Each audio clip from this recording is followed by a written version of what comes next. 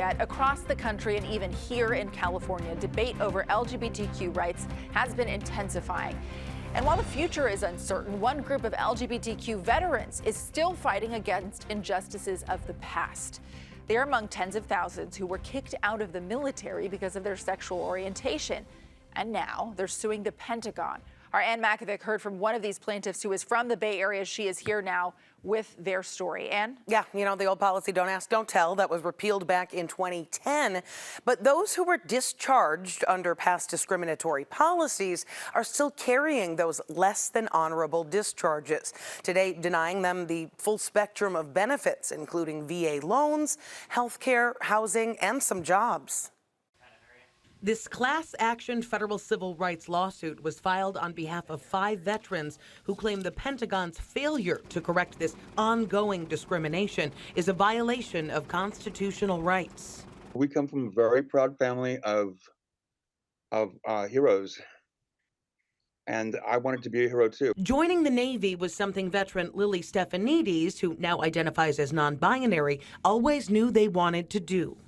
When I was a little kid and I was in Cub Scouts, I loved having a uniform on, and I loved the flag, and I loved all the things that, you know, are all the telltale signs that somebody's going to grow up and join the military. Lily joined the Navy in 1988. At 19 years old, they were stationed on the USS Abraham Lincoln in Virginia.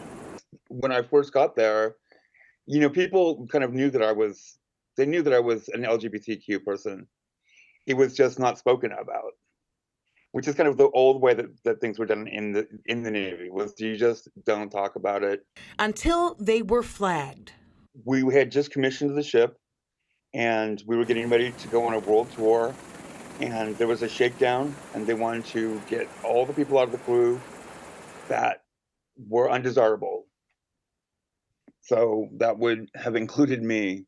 1 year after joining the service, Lily was discharged with other than honorable status. Their military papers, known as DD-214, identifying them as homosexual after finding magazines in their locker advertising gay clubs. I had somebody from above me in the chain of command telling me that I'm not worthy. And that didn't make any sense to me, because I know I am. CBS News has found at least 35,000 vets were kicked out of the service due to their sexuality, but less than 1,400 have had their discharges changed. Every time they have to show that document, they are essentially outed involuntarily. So even if they just keep their private lives to themselves, they don't have a choice when they're asked for their DD-214 in order to access so many different opportunities that veterans receive. I mean, imagine if it was on your driver's license. It's ridiculous. The suit calls the existing process of trying to change a vet's DD-214 inadequate, opaque, and forces veterans to relive the trauma of their discharge, carrying the burden of proving discrimination to the very institution that discriminated against them.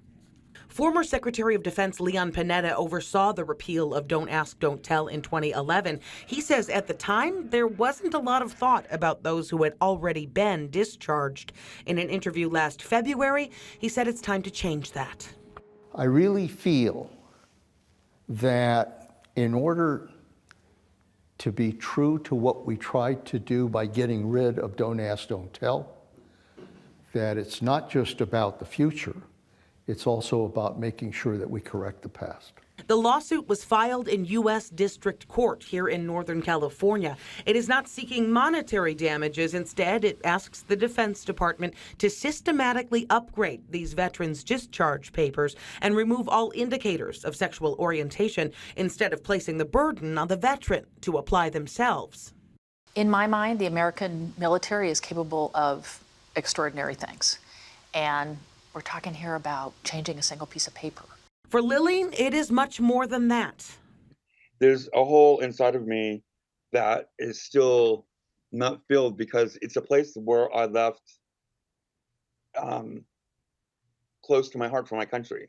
Lily believes their country will eventually come through and leave no service member behind.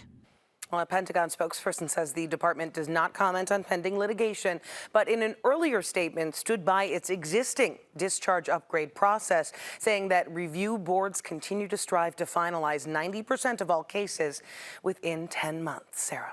And thank you so much for that report. We genuinely appreciate that.